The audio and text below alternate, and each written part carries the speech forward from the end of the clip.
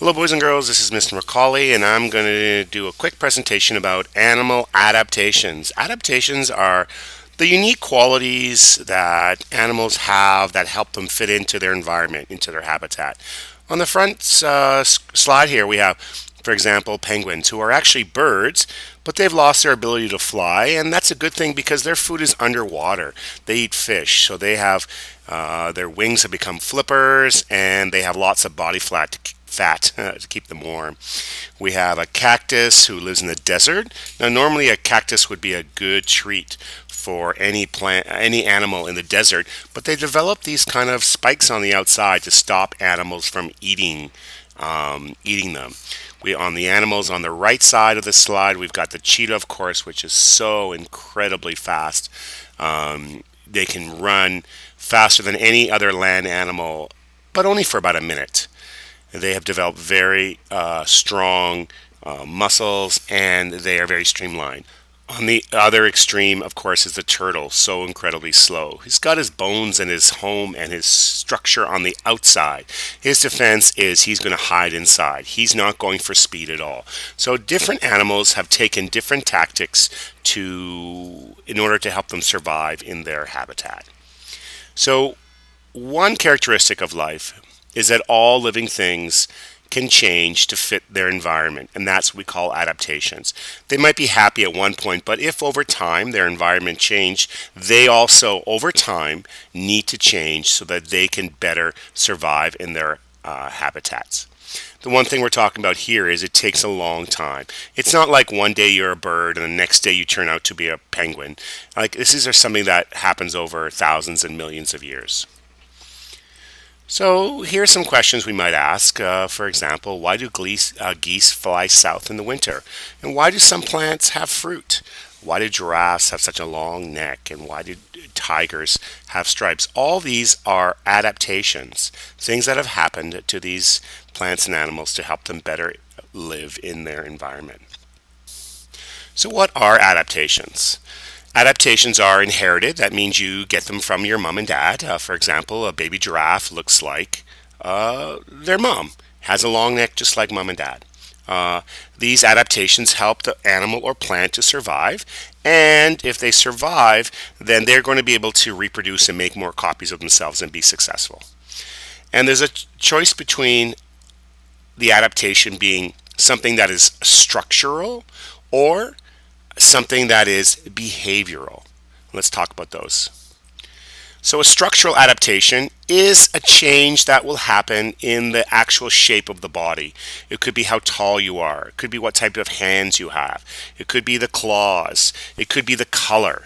So all these things have to do with structural changes. It could be camouflage. It could also be something we'll talk about called mimicry. Mimicry is when an animal copies another animal. And we'll talk about that in a second. There's also behavioral adaptations. With a behavior adaptation, it's not about the body shape.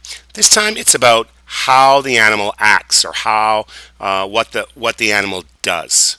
So for example, some animals migrate. They might have their babies in one area, but they move to another area to eat their food. It might be about hibernation. Some animals don't migrate. They stay in one spot, but they kind of sleep through the winter. And also about animals being social. Some animals are very independent. Other animals are very social. They work together. And that working together is a behavioral adaptation that makes them successful. So here's some structural adaptations. Again, it can involve any part of the animal's body. For example, the teeth or the covering of the body or the size. For example, in this picture, of course, you've got a great white shark who is a fantastic predator with huge sharp teeth. And on the other hand, you've got this skunk. They have this pouch full of a very stinky liquid that they spray at predators, and that's how they survive.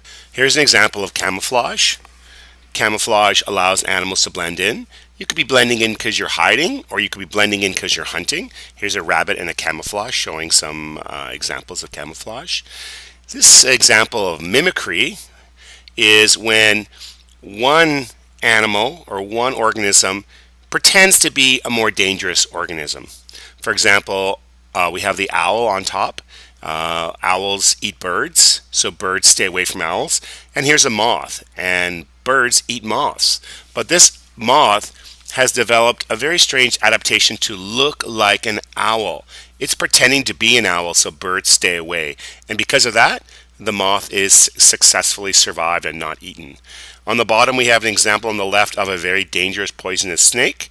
And on the right, we have an example of a snake that is pretending to be that other snake, but he's not poisonous. But because he looks like the poisonous snake, he is also able to avoid predators. Here's some behavioral adaptations. This includes any kind of behavior or things that the animal does. We're not talking about the shape of its body at this point. It could be social things, or it could be something they do for protection, or it could be migration. Migration is when an animal moves from one environment to another. And there could be lots of reasons, like a better climate. For example, Canada geese on the bottom, they come up here in the spring and summer and fall, but they leave for Florida in the wintertime. And same as the butterfly. And they travel because they have a better climate, or they find more food, or it's a safe place to live, or a safe place to raise their young.